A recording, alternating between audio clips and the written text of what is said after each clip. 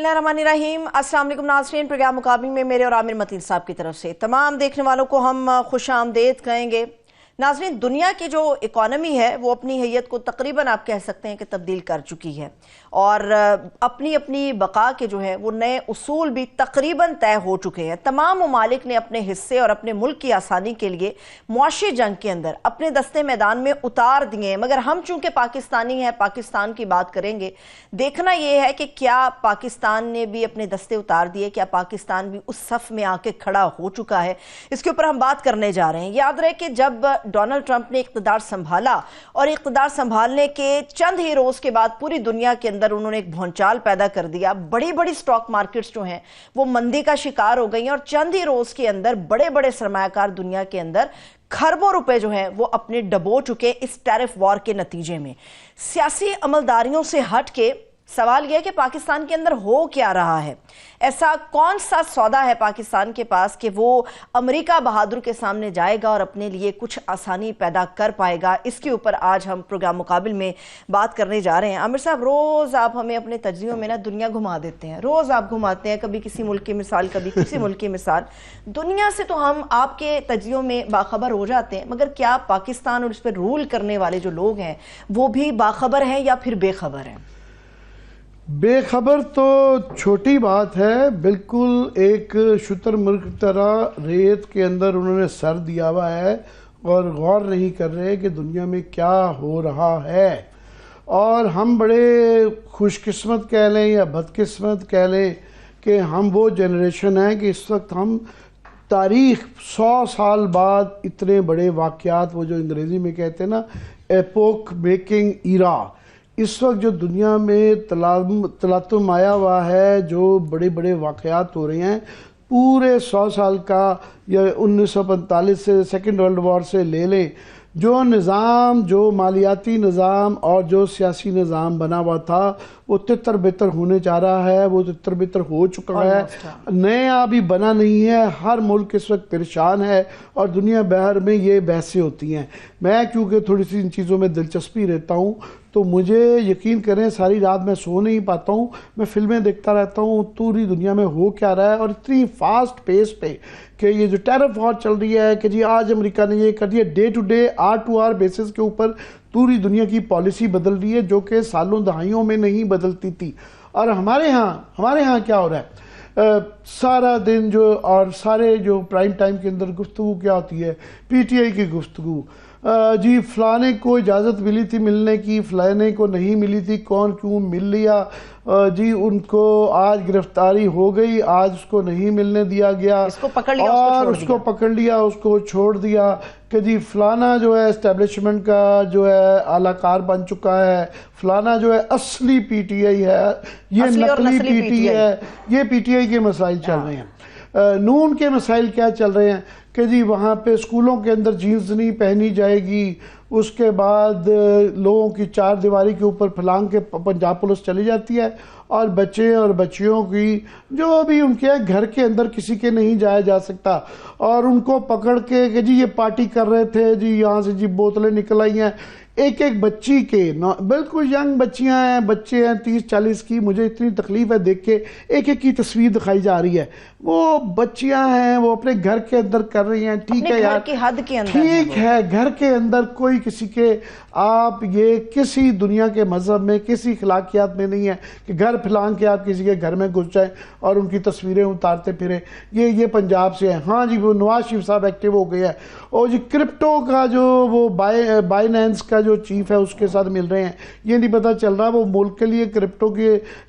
किस मकसद के तलाश कर रहे हैं या अपने कोई जाती मामलात के लिए क्रिप्टो को एक्सप्लोर कर रहे हैं। पीटीआई पीपल्स पार्टी जो है वो जी नहरों के ऊपर जी वो हैं, प्रेसिडेंट साहब जो है वो बीमार हो गए हैं और जो है अल्लाह ताला उनको बिल्कुल सेहत दे। हम तो शक नहीं करते मगर दुनिया शक करती है कि जनाब बिलावल साहब बिल्कुल जो है इनकलाबी बन चुके हुए हैं, हुकूमत का हिस्सा भी है। साथ में फिक्र पड़ गई है कि वो जो जुल्फकार अली भुट्टो जूनियर साहब हैं उन्होंने जो तकरीर 4 अप्रैल को कर दी है, एंट्री मारी है, वो ज़बरदस्त मारी है। वो सिंध की अवाम जो है ना, ये पहले ही इनका 30-35 साल से काफ़ी बुरे हालात हैं, उसकी एंट्री के बाद बड़े वो परेशान हैं। तो ये खबरें हैं जिसका एक डिस्कनेक्ट है दुनिया के ताल्लुकात से। دنیا میں کیا ہو رہا ہے اور تاریخ کس طرف جا رہی ہے، کتنے بڑے ایونٹ ہو رہے ہیں۔ برلن وال کے بعد میں سمجھتا ہوں یہ سب سے بڑا واقعہ اس وقت ہو گیا ہے، اور ہماری نیبرہڈ میں، خطے میں ہمارے 4 ہمسائے ممالک ہیں، چاروں کے اندر ایسی خبریں ہیں جس کے متعلق ہمیں فکر مند کرنا چاہیے۔ پہلے بات کر لیتے ہیں ہمسایہ ملک، اسلامی برادر ملک ایران۔ ایران کے متعلق اسرائیل نے اور ٹرمپ یہ وہ دھمکی دے چکے ہوئے ہیں، دھمکی کا اعلان کر چکے ہوئے ہیں کہ آپ جوہری جو ہے ایگریمنٹ ہم اکتوبر تک کر لیں، ورنہ آپ کے اوپر حملہ ہونے آ رہا ہے۔ اور جو شرائط رکھی گئی ہیں وہ کوئی دنیا کا سوورن باعزت ملک جو ہے، ایران ویسے ہی اپنی دلیری کے لیے مشہور ہے، وہ کوئی ملک بھی جو اپنی سوورینٹی چاہتا ہے وہ قبول نہیں کر سکتا کہ آپ نیوکلیئر سارا تو چھوڑ ہی دیں، آپ کنونشنل ویپنز بھی چھوڑ دیں، آپ سب کچھ ڈسمینٹل کر دیں اور اپنی سوورینٹی چھوڑ دیں۔ وہ بیسیکلی وہ نہ ایکسیپٹ کر لی، یعنی جنگ وہاں پہ آ چکی ہے۔ اور ساتھ میں ان کا یہ کل کے جملے ہیں پریزیڈنٹ ٹرمپ کے، کہ ایک اور ڈیولپمنٹ یہ کہ وہ ڈائریکٹ بات کر رہے ہیں، مگر کل انہوں نے کہا کہ ایران اس معاہدے پر کامیاب نہیں، اگر ہوتا باندھتا نہیں ہے تو ایران کے لیے بہت خطرناک، 2-3 دفعہ کہا ویری ڈینجرس، ڈینجرس وہ ڈینجرس، وہ مطلب جنگ ایران کے وہ ایران پہ آگئی، ہم انوالو ہو گئے۔ اب آ جائیں جی افغانستان، ہماری ویسے ہی ٹینشن چل رہی ہے، وہاں سے وہ ٹی ٹی پی کو نہیں کنٹرول کرتے، ہمارے یہاں حملے ہوتے ہیں آج کل، پھر ہم جس طریقے سے افغانیوں کو نکالا جا رہا ہے، ایک ہیومن رائٹس کا ایشو بھی ہے اور وہ ایک بڑا ایک مسئلہ بھی ہے، بارڈر کبھی کھل جاتا ہے کبھی بند ہو جاتا ہے۔ ابھی لیٹسٹ وہاں چل رہی ہے، خبریں اس طرح کی آتی رہتی ہیں کہ امریکی انٹرسٹڈ ہے وہاں باگرام ایئرپورٹ لینے پہ، اور وہاں کی اتنی کوئی مستند اطلاع تو نہیں ہے، مگر خامہ پریس کی خبریں چل رہی، جو نیوز اخبار نے میرے خیال کنفرم اتنے کیے بغیر چھاپ دی ہے۔ پر سب سے بڑی ڈیولپمنٹ جو ہو رہی ہے ہمارا چوتھا ہمسایہ چین کے متعلق ہو رہی ہے کہ یہ ٹیرف وار ویسے تو پوری دنیا میں ابھی چھا گئی ہے کہ کوئی ملک نہیں انہوں نے چھوڑا، پہلے 10% تو اوورآل ہر ایک کے اوپر ٹیرف کر دیے، پھر کچھ خاص ملکوں کے لیے، مگر بنیادی طور پہ اس کا جو محور ہے وہ یورپ، یو کے اور کینیڈا، وہ میکسیکو، باقی ساری دنیا تو آ چکی، مگر بنیادی جو تھا یہ ٹریڈ وار، ٹیرف وار جو چائنا کے لیے یہ محفل سے جائی گئی تھی کہ ابھی وہ ٹریڈ وار بڑھتی جا رہی ہے۔ پہلے امریکہ نے 20% کیا ان کے اوپر ٹیرف، پھر جو ہے 34 بڑھا کے 54 کر دیا، پھر انہوں نے 50% اور کر کے اب چائنا پہ 104% ٹیرف ہے کہ جو بھی چین کی وہاں پہ آئٹم جائے گی امریکہ میں تو اس کے اوپر 100 وہ ڈبل قیمت دینی پڑے گی۔ اور چائنا بھی کچھ ملک جو ہیں ہمارے جیسے غریب ملک، کمزور ملک، وہ تو ری نیگوشیٹ کر رہے ہیں، وہ کہہ رہے ہیں جناب ہم آپ کے ساتھ نہیں لڑ سکتے، ہمارے سے بات چیت کریں، ہم افہام و تفہیم، ہم تفہیمی گروپ ہیں۔ ایک یورپین یونین جو ہے وہ درمیان میں ہے، وہ کہہ رہے ہیں کہ کچھ چیزوں پہ ہم بات کریں گے مگر کچھ چیزوں پہ وہ کھڑے ہوئے ہیں۔ چائنا جو ہے ریٹیلیٹ کر رہا ہے، چائنا نے بھی میچنگ جو ہے 34% بھی میچ کیا، اب وہ بتایا جا رہا ہے کہ 50% بھی میچ کر کے تو 84% یا 104 شاید اس میں ہو جائے، تو یہ میچ کرتے ہوئے جب یہ ٹریڈ وار اس کے کانسیکوینسز ہے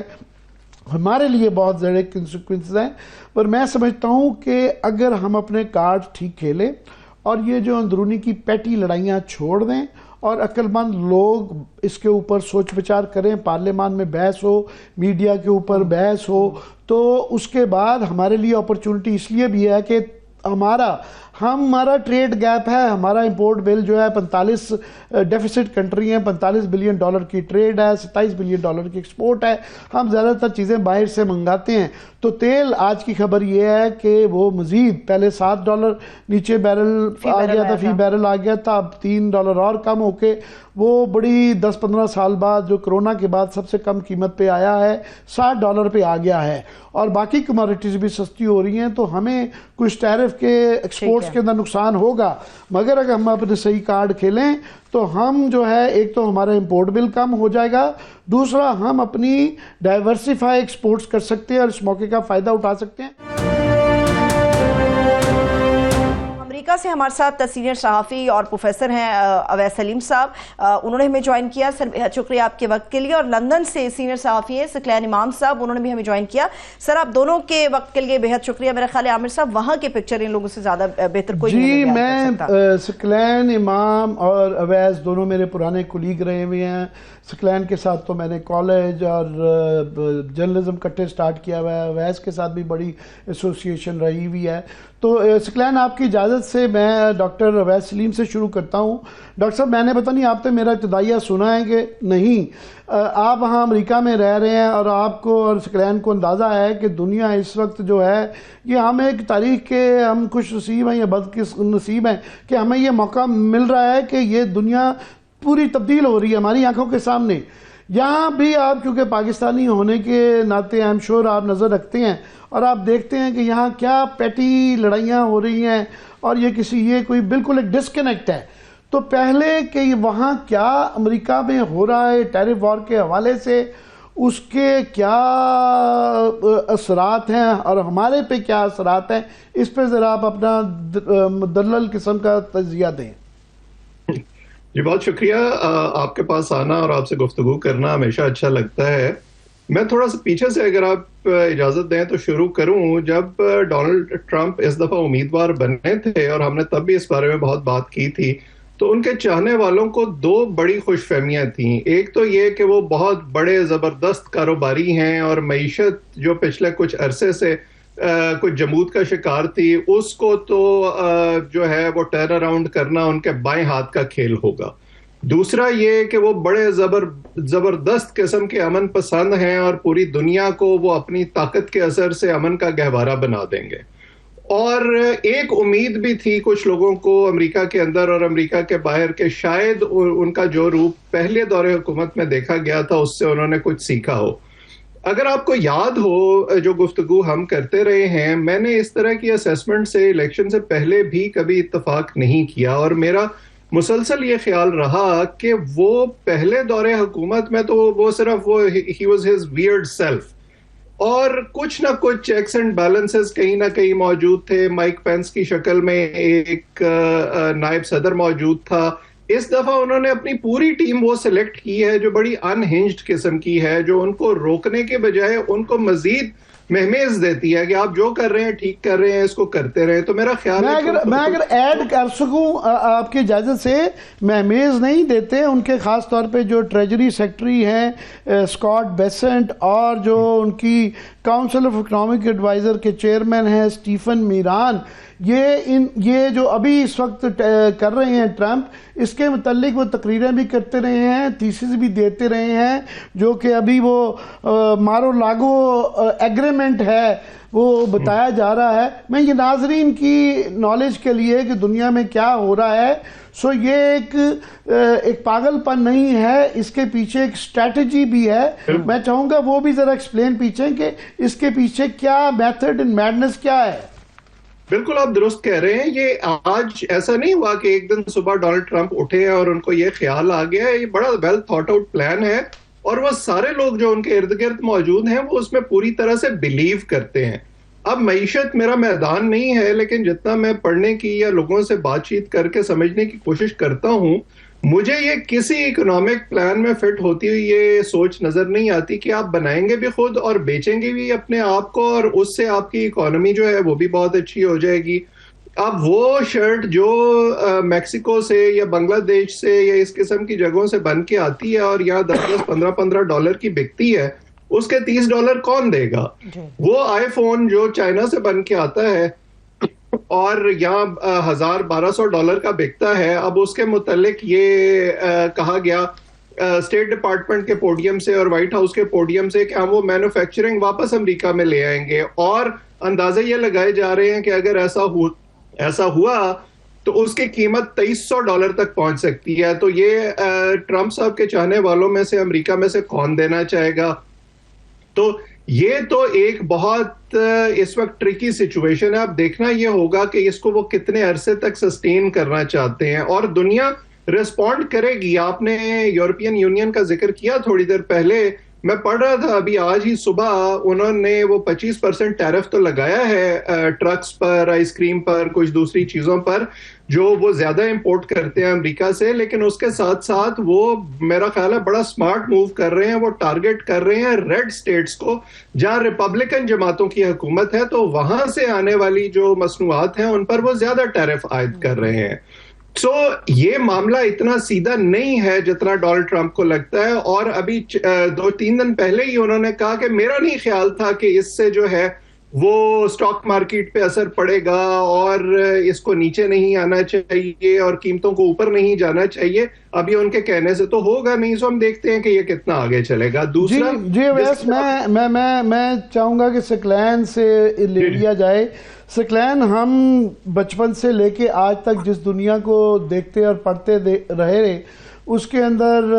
جو ہے بریٹن ووڈز تھا, اس کے اندر اس کے ادارے تھے, ورلڈ بینک, IMF, ہم تو ان کے آگے ہمیشہ سجدہ ہی کرتے رہے. پھر نیٹو تھی, اس کی حیت بدل رہی ہے. اب WTO بھی جو ہے پتہ چل رہا ہے کہ وہ سارا آرڈر ہی چینج ہو رہا ہے. میں چاہوں گا یہ ٹیرف پہ آتے ہوئے آپ ذرا بڑے کینوس پہ دنیا کو گہری نظر رکھتے ہیں. یہ جو میں نے ابتدائیے میں ذکر کیا کہ ہمارے چاروں ہمسائے ہیں, ایران کا, افغانستان کا, ہندوستان کا اور چین سے, یہ بڑی بڑی ڈیولپمنٹس ہو رہی ہیں. یہ بتائیں کہ ہمیں پریشان ہونا چاہیے یا بس یہ اندرونی لڑائیاں پیٹی کرتے رہیں؟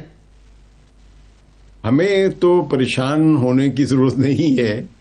کیونکہ وہ کہتے ہیں جب پورا جہاز ڈوبتا ہے تو پھر چھوٹے موٹے چوہوں وغیرہ کو کیا پریشانی ہوتی ہے, سبھی نے ڈوبنا ہے. تو حالات تو پاکستان کے اتنے خراب ہو چکے ہوئے ہیں کہ ابھی احساس ہی نہیں ہوتا کہ ہم ڈیفالٹ ہو جائیں یا نہ ہو جائیں, کیا کریں. کیونکہ ہمیں سب سے بڑی ایک مدد جو رہی ہے پاکستان کو, اور یہ سمجھ لے کہ جب سے پاکستان بنا اس وقت سے, کہ پاکستان کو مشکل ترین وقت میں امریکہ یا مغربی ممالک نے بیل آؤٹ ضرور کیا ہے. تو اس کا مطلب ہے کہ وہ ایک ڈرپ لگا کے رکھنا چاہتے ہیں کہ آپ زندہ رہیں, آپ کے حالات بہتر نہ ہو جائیں, آپ صحت مند نہ ہو جائیں اور ان کے ہاتھ سے باہر نہ نکل جائیں, اس کی وہ اجازت نہیں دیں گے. تو اگر ہم صرف ایک ڈرپ پہ چلنا چاہتے ہیں تو ہمیں پریشان ہونے کی کوئی ضرورت نہیں ہے, کیونکہ ہم اس طرح چلتے آ رہے ہیں. اور اس میں ایک کلاس جو ہے آپ کے حکمران طبقہ خاص طور پہ جو ہے, جن کے اپنے گھر, اپنے اثاثے جو ہیں وہ مغربی ممالک میں ہیں, لندن میں ہیں یا امریکہ میں ہیں یا آسٹریلیا میں ہیں, تو جو ان کے فوائد ہیں وہ تو سب اپنی جگہ موجود رہیں گے. پاکستان میں چاہے کچھ بھی ہو جائے, بجلی کی قیمت کم ہو جائے, بہت زیادہ ہو جائے, سرکولر ڈیٹس جو ہیں وہ $1 ٹریلین روپیز تک پہنچ جائیں, تو اس سے ہمارے ہاں تو عام آدمی کی جو زندگی ہے وہ خراب رہی ہے, غربت کی وجہ سے وہ رہے گی. لیکن جو اب مزید جو خطرہ آ رہا ہے نا, جو اب آپ نے جس کی طرف بہت صحیح اشارہ کیا, میں آپ کے اس جو ورلڈ ویو جو آپ نے بنایا ہے یہ بڑا ایک منطقی ہے کہ ایک طرف تو پوری عالمی سطح پر امریکہ نے پوری دنیا کی معیشت کو ہلا دیا ہوا ہے, تو اس کے نتیجے میں آپ کچھ بھی یعنی احتیاط کر لیں, پوری دنیا میں ایک قیمتوں میں اضافہ ہوگا, بے روزگاری بھی بڑھے گی, اور عام اکنامک ٹرمز میں جس کو کہتے ہیں انفلیشن, اس پہ تمام اکانومسٹ متفق ہے کہ انفلیشن بڑھے گی, مہنگائی ہوگی. تو امریکہ کے اندر بھی ہوگی اور دوسرے ملکوں میں بھی ہوگی, چائنا میں بھی ہوگی, پاکستان میں بھی ہوگی, ایران میں بھی ہوگی, برطانیہ میں بھی ہو رہی ہے, فرانس میں بھی ہوگی, جرمنی میں تو ہو رہی ہے جب سے یہ روس کے ساتھ ان کی جنگ جاری ہوئی یوکرین کے وجہ سے. تو اس ایسے تمام حالت میں اکنامک جو ایک صورتحال ہے دنیا کی اور تمام ممالک کی, وہ سب ایک بری حالت میں ہیں. آپ دیکھیں کہ تیل کی آپ نے صحیح کہا کہ قیمتیں کم ہوئی ہیں, لیکن اس سے کتنا فرق پڑا ہے, کیونکہ پاکستان کا سب سے بڑا وجہ, اگر میں صرف پاکستان کی بات کروں, ہر ملک کے اپنے اپنے مسائل ہیں, اس لیے پاکستان کا جو مسئلہ ہے وہ ضروری کہ دوسرے کسی ملک یا انڈیا کا ہو. پاکستان میں اتنے عرصے سے کنٹینیوس ایک فلو آف کرائسس ہے, یہ نہیں کہ آپ ایک بحران سے نکلے دوسرے نہیں, آپ بحران ہی میں پلتے بڑھتے چلے جوان ہو گئے ہوئے ہیں. تو وہ جس طرح وہ ایک ہے نا کہ خنجر حلال کا ہے قوم نشہ راتے ہوں کے سائے میں پل کر جواں ہوئے ہیں ہم, تو ہم بحرانوں میں پل کر جواں ہوئے ہیں. تو ہم تو مسلسل, اور اس کا نتیجہ یہ نکلا ہے کہ ہم کئی جگہ موقعوں پہ دنیا میں اکنامک اپرچونٹیز پیدا ہوئی ہیں پاکستان کے لیے بھی اور دنیا بھر کے لیے، انہوں نے فائدہ اٹھایا. ہماری وہ صلاحیت ہی نہیں ہے کہ ہم فائدہ اٹھا سکیں. ایک تو ڈومیسٹک کانگریس کی طرف سے ایک ریئیکشن آئے گا، ان کو الیکشن لڑنا ہے. پھر دنیا بدل چکی ہے کہ ابھی چائنا، اس زمانے میں جو رشیا اتنا طاقتور نہیں تھا، ان کا مین رائیول چائنا ایک وہ ہے، پھر یورپین یونین ایک ملٹی پولر ورلڈ ہے. دنیا تبدیل ہو چکی ہے، یہ پرانے ٹیکٹکس. سوال میرا یہ ہے کیا یہ چل پائیں گے آج کل کی دنیا میں؟ جی دیکھیے، یہ سسٹینیبل نہیں ہے، اور جس اسٹریٹجی کی طرف آپ نے اشارہ کیا اس کے دو بظاہر حصے نظر آتے ہیں. ایک تو یہ کہ امریکہ کے اندر جو غیر ضروری اخراجات ہیں وہ کم کیے جائیں، ڈپارٹمنٹس کو بند کیا جائے. یہ جو ایلان مسک ڈوج بنا کر کرنے کی کوشش کر رہے ہیں، چلیں وہ تو امریکہ کا ایک انٹرنل مسئلہ ہے اور اس سے دنیا کا کوئی اتنا بڑا کنسرن نہیں ہے، اگرچہ یہ بھی بڑا ایک سمپلیفائڈ قسم کا سلوشن لگتا ہے. دوسرا جو حصہ ہے، یہ جو آپ نے پچھلے 50 سال کی تاریخ بیان کی ہے، جو امریکہ کا ایک فائنینشیل سپیریورٹی پوری دنیا میں رہی ہے، ایک فائنینشیل پاور ہاؤس رہا ہے،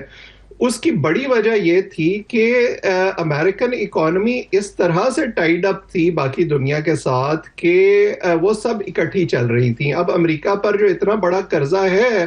اس میں سب سے بڑا لینڈر جو ہے وہ چین ہے، اور چین اس لیے لینڈر ہے کیونکہ چین کی مصنوعات کے لیے امریکہ سب سے بڑی منڈی ہے. امریکہ کے جو مینوفیکچررز ہیں ان کو چین میں لیبر سستی پڑتی ہے، اور ان مصنوعات کی قیمت بہت نیچے چلی جاتی ہے ان کو واپس امریکہ میں بیچنے کے لیے. تو یہ ایک طرح سے انٹر ڈیپینڈنسی کی دنیا ہے اگر ہم معیشت کو دیکھتے ہیں. اب کچھ عرصہ پہلے میں وہ جان بولٹن کا ایک انٹرویو سن رہا تھا جو پہلے ٹرم میں ڈونلڈ ٹرمپ کی کیبنٹ میں شامل تھے. انہوں نے یہ کہا کہ ان کا طریقہ یہ ہے کہ وہ ریٹل کرنے کی کوشش کرتے ہیں اپنے مخالفین کو، ان کو کارنر کرنے کی کوشش کرتے ہیں، اور اس کے بعد پھر اس پردے میں سے یہ نکل کے آتا ہے کہ وہ اصل میں چاہتے کیا ہے. تو ابھی تک تو ہمیں صرف اس چیز کا انتظار ہے کہ 3 مئی کو جب یہ خاص طور پر آٹو ٹیرفز جو ہیں وہ امپلیمنٹ ہونے ہیں، اس کے بعد صورتحال کیا ہوتی ہے اور کیا کوئی ری تھنک ہوتا ہے یا نہیں. اگرچہ ابھی تک انہوں نے بار بار یہ کہا ہے کہ وہ اس پر نظر ثانی کا کوئی ارادہ نہیں رکھتے. اچھا، دوسری طرف آپ نے بالکل یہ ٹھیک کہا کہ اس وقت روس اور چین میرا خیال ہے کہ سب سے زیادہ خوش ممالک ہوں گے. ان کو کچھ کرنے کی ضرورت نہیں ہے کیونکہ چین کے اندر کیپیسٹی بھی ہے کہ وہ تمام مینوفیکچرر یا جو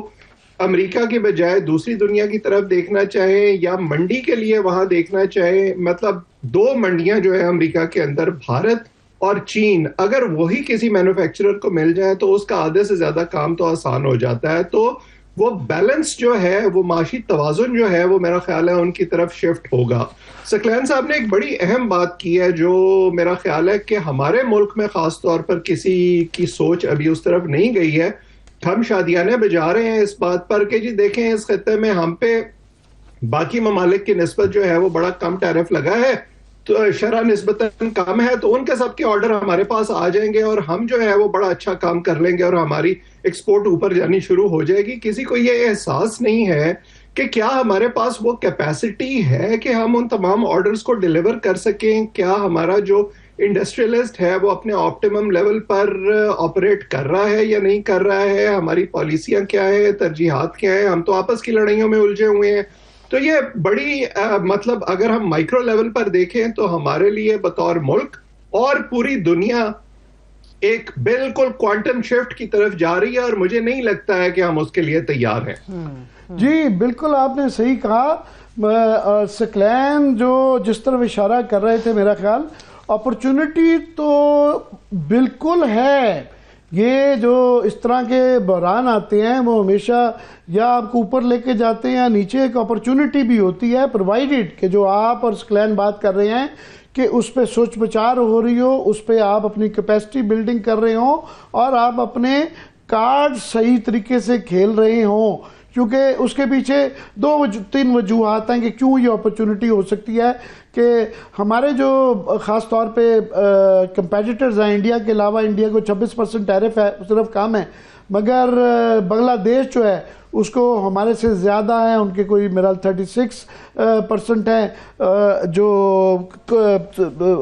ویتنام جو ہے اس کے 46% اس کے اوپر لگایا گیا ہے، کمبوڈیا 49 ہے، اس کے بعد 37% بنگلہ دیش ہے، اور یہ تو ہم ان کی منڈیوں پہ لے سکتے ہیں، مگر سب سے زیادہ جو اہم ہے، ایک اور بڑی ڈیولپمنٹ ہوئی ہے کہ ڈالر امریکہ جو تھیری جو بتائی جا رہی ہے کہ وہ چاہتے ہیں کہ دنیا سے جس طرح گاؤں کا چودھری ایک ٹیکس لیتا ہے اپنا پروٹیکشن کا، یا مافیاز لیتے ہیں، وہ کہہ رہے ہیں کہ آپ پوری دنیا جو ہماری ایلائز ہیں ہمیں سیکورٹی پرووائڈ کرتے ہیں، تو ہمیں وہ ایک ٹیکس دیں جس کے ذریعے وہ اپنی ڈالر کی جو ہے ریزرو کرنسی کے طور پہ، جس کی بنیاد کے اوپر یہ سارا ڈیٹ برداشت کیا جا رہا ہے، وہ برقرار رہے۔ مگر ایک دھچکا لگ چکا ہے جس کے اوپر ہمارے ہاں تو بالکل بھی غور نہیں کیا، وہ یہ ہے کہ چائنا نے جو ان کی ڈیجیٹل RMB ہے، رینمنبی، اس کو آسیان کو اور اس کی مڈل ایسٹ کی 6 ملکوں کو اس کا حصہ بنا لیا ہے، جس کا مطلب یہ ہے کہ یہ سوئفٹ کے پروسیس سے باہر ایک آلٹرنیٹ آ گیا ہے، اور یہ 3 سوئفٹ کے پروسیس میں، یہ میں ناظرین کی اطلاع کے لیے کر رہا ہوں، جو منی ٹرانسفر ہوتی ہے وہ 3 سے 4 دن لگ جاتے ہیں۔ یہ تجربہ کر لیا گیا ہے کہ ریئل ٹائم میں 7 سیکنڈ کے اندر یہ ٹرانسفر ہو جاتی ہے، اور اس کا کاسٹ جو ہے یہ 75 سے لے کے 98% کم ہے، اور ساتھ میں اس کو سلک جو ان کا بیلٹ اینڈ روڈ انیشیٹو ہے اس کے ساتھ جوڑ دیا گیا ہے، جس کا ہم بھی حصہ ہیں، اور اس کا یہ مطلب ہے کہ یہ کوئی 1.2 ٹریلین کراس بارڈر جو پیمنٹ ہیں وہ اس کے ذریعے ہوں گی۔ ایک ایسے موقع پہ جس کی تیاری وہ 2021 سے کر رہے تھے، چائنا نے ڈی ڈالرائزیشن کے لیے ایک بہت دھچکا پہنچایا ہے۔ ہم کیونکہ سی پیک کا حصہ ہیں، BRI کا حصہ ہیں، تو ہمارے لیے اپرچونٹی ہے، پرووائڈڈ کہ ہمارا house in order who. Professor لمبی میں ذرا ناظرین کے لیے کر رہا تھا، آپ تو سمجھ رہے ہیں ہمارے ہاں یہ کیونکہ بحث نہیں ہو رہی تو تھوڑی سی یہ تقریر کرنے کی معافی کیجیے گا۔ نہیں، یہ بہت ضروری ہے لوگوں کو یہ سمجھانا کہ دنیا اب اس طرح کی نہیں ہے جیسے ہم اس خطے میں عادی تھے، اور خاص طور پر اپنے ملک میں عادی تھے کہ جب بھی ہماری سانس اکھڑنے لگتی تھی تو کوئی نہ کوئی آ کے ہمیں جو ہے وہ ایک اسٹیرائڈ کا ٹیکہ لگا دیتا تھا اور ہم آگے چلنا شروع ہو جاتے تھے۔ اب ایسا نہیں ہوگا، اب بڑی انڈیویجولسٹک قسم کی دنیا ہے، اور وہ جو ہم اپنی ایک اسٹریٹیجک ایسٹ کی جو ہماری سوچ تھی کہ ہم اس کو استعمال کر کے جو ہے وہ دنیا کی ضرورت کہیں نہ کہیں بنے رہیں گے، میرا خیال ہے اب وہ ایسا نہیں ہوگا۔ دوسری بات یہ کہ دنیا کے پاس اب آپشنز ہیں۔ امریکہ کو یہ سوچنا ہوگا کہ جس زمانے کی آپ نے بھی اپنی یہ جو تفصیل بیان کی اس میں آپ نے اشارہ کیا کہ جس زمانے میں انہوں نے وہ پالیسیاں بنائی تھیں اور اس کی بنیاد پر ان کا عروج ہوا تھا، اس وقت یورپین یونین ہو یا دنیا کے دوسرے ممالک ہوں یا ایون انڈیا ہو، انڈیا بھی اپنے عروج کے لیے اپنے آپ کو فائنینشلی سٹیبل کرنے کے لیے امریکن بلاک کی طرف دیکھ رہا تھا۔ اب صورتحال اس سے بڑی مختلف ہے۔ اب چین کی صورت میں، روس کی صورت میں اور خود بھارت کی صورت میں دنیا کے پاس بڑے آپشنز موجود ہیں اور وہ ان آپشنز کو ایکسرسائز کر سکتے ہیں۔ ڈالر کا جہاں تک معاملہ ہے، ڈالر امریکہ کے عروج کی ایک بہت بڑی وجہ رہا ہے کیونکہ دنیا ڈالر میں ٹریڈ کرتی رہی ہے۔ اب اگر آپ یہ سمجھتے ہیں کہ آپ ڈالر چھاپ کر جو ہے وہ اپنی اس معاشی استحکام کو برقرار رکھ سکیں گے تو میرا خیال ہے ایسا نہیں ہونے والا۔ اور یہ میں تو یہ سمجھتا ہوں کہ یہ آپ آج کی ہم بات کر رہے ہیں، یہ مڈ ٹرم انتخابات سے پہلے 2 سال کے بعد امریکہ میں مڈ ٹرم انتخابات ہوتے ہیں، اس سے پہلے ڈونلڈ ٹرمپ کے جو حامی ہیں ان کو بہت حد تک جو ہے وہ دودھ کا دودھ اور پانی کا پانی نظر آنا شروع ہو جائے گا۔ ابھی آپ جی یہ مجھے وقفے کا کہہ رہی ہیں، مگر سکلین وقفے کے بعد میں آپ سے یہ سمجھنا چاہوں گا کہ اپرچونٹی تو بالکل ہے کہ چائنا پہلے میکسیکو اور ویتنام کے ذریعے اپنی ایکسپورٹس بھجوا رہا تھا، جس کی وجہ سے ویتنام کی 80% ایکسپورٹس جو GDP جو ہے وہ ایکسپورٹ سے ہوتا تھا. تو ہمارے پاس اپرچونٹی ہو سکتی ہے کہ ہم ان کی جگہ چین ہمارا ہمسایہ ملک ہے، وہ ہم کہیں کہ جی ہمارے ہاں فیکٹریاں لگائیں، مگر کیا ہم تیار ہیں اس کے اوپر؟ اور خاص طور پہ جو ایران کے ساتھ ٹینشن ہو رہی ہے کہ وہ معاملہ فی الحال دب گیا ہے اور یوکرین بھی دب گیا ہے کہ ٹیرف وار پہ زیادہ بحث ہو رہی ہے. تو ان سارے معاملات کو جوڑ کے کیا تجزیہ دیں گے؟ وقفے کے بعد آپ سے پوچھیں گے. یہ بالکل. بریک کے بعد ایک مرتبہ پھر سے خوش آمدید کہیں گے. عامر صاحب، یہ ٹیرف وار کے حوالے سے ہمارے دونوں مہمان ابھی کچھ دیر میں ہمارے ساتھ موجود ہوں گے دوبارہ سے. دنیا تو یہ ڈونلڈ ٹرمپ کی پالیسی کو ٹٹ فار ٹیٹ کے حوالے سے لے کر آگے بڑھ گئی ہے. ہمارے لیے گمبھیر صورتحال اس لیے بھی ہے کہ شاید ہمیں ادراک نہیں ہو پا رہا اس نازک صورتحال کا جس میں پاکستان داخل ہو رہا ہے، لیکن ہم اس سے بے خبر ہیں. پھر بھی جی بالکل، ہم مسئلے کا حل تو کیا نکالیں، ہم اس کے اوپر اس کو مسئلہ ہی نہیں سمجھ رہے، اس پہ بحث بھی نہیں کر رہے، یہ ہماری ڈسکورس کا حصہ ہی نہیں ہے. میں جو ثقلین امام صاحب سے جو پوچھنا چاہ رہا ہوں وہ کہ کیا یہ اتنا آسان ہے کہ پہلے ساری دنیا یوکرین اور نیٹو کی حیت تبدیل ہوتی ہوئی ڈسکس کر رہی تھی، پھر یہ بہنچال آ گیا. اب یہ بتایا جا رہا ہے کہ گیم پلان یہ ہے کہ پہلے پورا ایک یہ ٹیرف اناؤنس کر کے دنیا میں ایک کیوس کریٹ کر دو، اور دنیا اس کے بعد ایلائز کو کہو کہ آپ کی سیکورٹی کی سارے جو ہیں وہ ہمیں پیسے دیں گے، اور پھر جو ہے ساری انویسٹمنٹ جو ہے امریکہ میں مینوفیکچرنگ اس پہ کڑی کی جائے گی کچھ عرصے بعد. تو کیا یہ اتنا آسان ہے؟ مور اوور اس لیے کہ ایک اور یہ جو تھیوری چل رہی ہے، کافی دانشور لوگ کہہ رہے ہیں کہ اس دوران میں جو ایران کو جنگ کی دھمکی دی ہے تو لوگوں کو سب کچھ بھول کے اس کرائسس پہ چلے جائیں گے، جس طرح یوکرین کو بھول کے ٹیرس پہ آگے، اور ٹیرس کے بعد اگر خدا نہ خواستہ جنگ شروع ایران کے اوپر کوئی حملہ کر دیا جائے جس کے اوپر وہ روز ایسے بیان داغ دیتے ہیں، تو پھر یہ کیا ایسے اتنا آسان ہے ثقلین؟ دیکھیے عامر، اپنی یہ بڑی اہم بات ہے کہ جو ایران سے کے بارے میں جو اس وقت ڈونلڈ ٹرمپ کا ایک بہت زیادہ معاندانہ اور دشمنانہ قسم کا جو رویہ ہے، یہ بڑی اہم چیز ہے. میں اس کو ایک بلنگ یا ایک چھوٹی سطح کی گیدڑ بپکیاں نہیں کہوں گا. آپ اگر حقیقت دیکھیں اور تاریخ کو بھی کا جائزہ لیں تو جتنے بھی پاپولسٹ یا فاشسٹ قسم کے رجحان رکھنے والے جو رہنما ہوتے ہیں، وہ جنگ کے ذریعے اپنی طاقت کا اظہار کرنا بڑا ضروری سمجھتے ہیں، تاکہ ان کے اپنے ملک میں ان کی پاپولیرٹی بھی رہے اور دوسرے ملکوں میں بھی ان کی دھاک بنی رہے. تو اس ایران پر حملے کے امکانات بہت ہیں، لیکن حملے کی کاسٹ کیا بنتی ہے یہ تب ہمیں نظر آئے گا کہ روس اور چین کس حد تک ایران کے ساتھ کھڑے رہتے ہیں. لیکن جو بھی ان کے درمیان ایک مفاہمت ہے جو کہ کھل کر نہیں ہے، اس میں یہ کس حد تک ایک دوسرے کی ملٹری مدد کرتے ہیں. اکنامک اینڈ انفراسٹرکچر ڈیولپمنٹ کی تو کر رہے ہیں. مثال میں روس نے ایک انٹرنیشنل نارتھ ساؤتھ جو ٹریڈ کوریڈور ہے وہ اس پہ ایران کے ساتھ معاہدہ کر لیا ہوا ہے اس سال کے شروع میں ہی.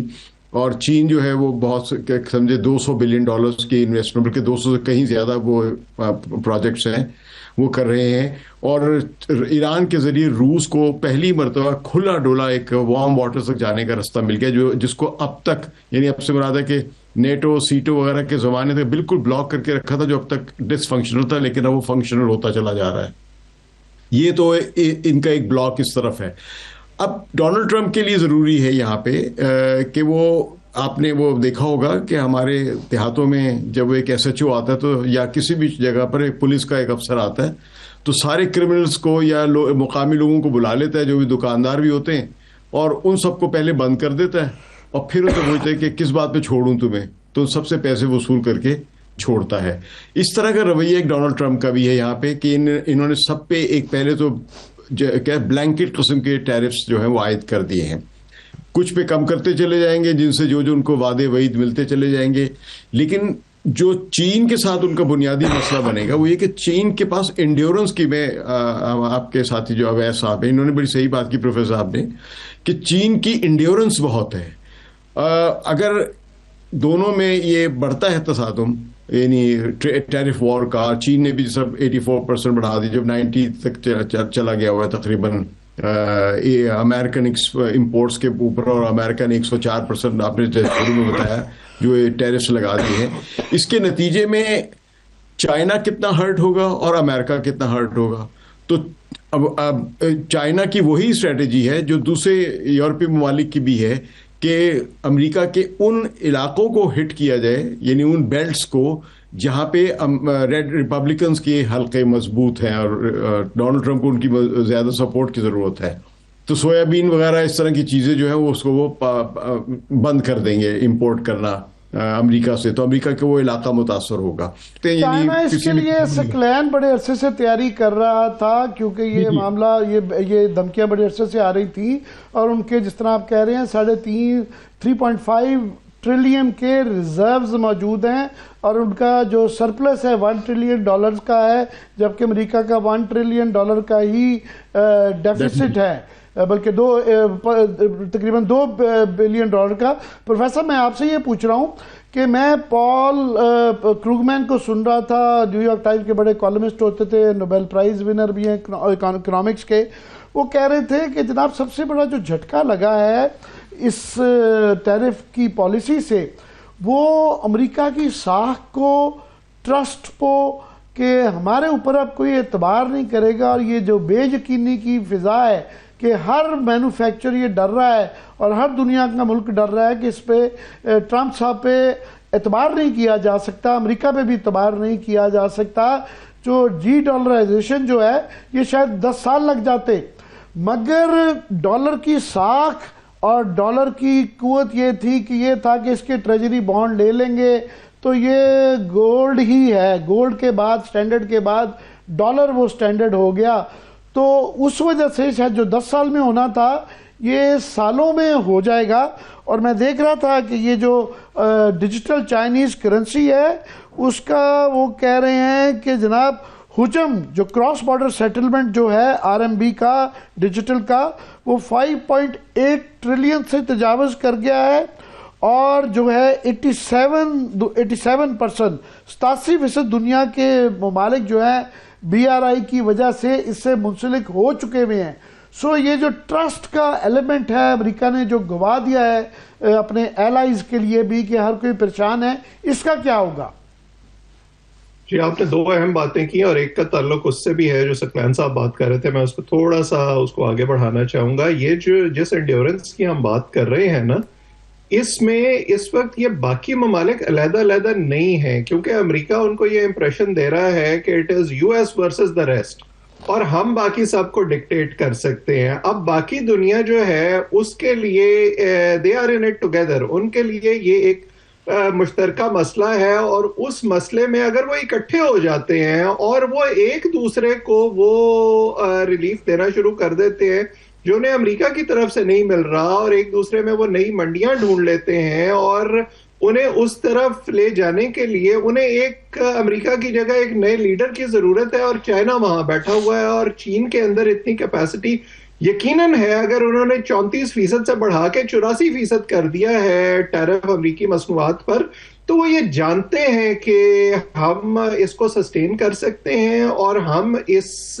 لڑائی کو آگے لے کر چل سکتے ہیں اور ہم اس میں جیت سکتے ہیں. یہ جو آخری 2 منٹ ہے ڈاکٹر صاحب, میں سکلین سے سم اپ کروانا چاہوں گا کہ یہ سوچا نہیں تھا کہ جس طرح ویس کہہ رہے ہیں کہ یورپین یونین چین سے بات کرنے کی کوشش کر رہی ہے, اور یہ نئی منڈیاں ظاہر ہیں ان ملکوں کو جب امریکہ کو نہیں بیچ سکیں گے تو یہ باقی کسی دنیا کو تو بیچنا ہے. تو ہم کیونکہ ایک درآمدی ملک ہیں, $45 بلین کا ہمارا درآمدی بجٹ ہے, تو ہمیں